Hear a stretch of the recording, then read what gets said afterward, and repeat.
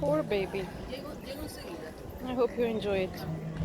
I had some leftover crumbs and I spotted this little seagull with one half leg missing.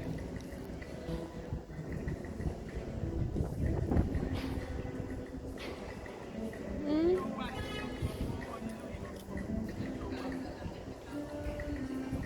Okay, eat it up. I don't have anything else to give you. There's more. Eat it before the wind blows it away.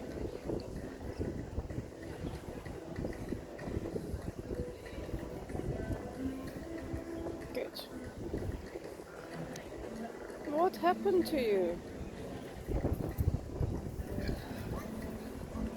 It looks like it's healed, so it's not something recent. I don't know if it was just underdeveloped in the egg or something happened to it later in life. But he's alive and trying to make it. I hope you do, little buddy. Hey!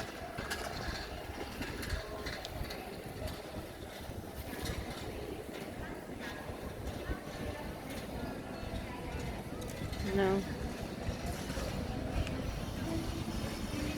I can't see any food there. Can you?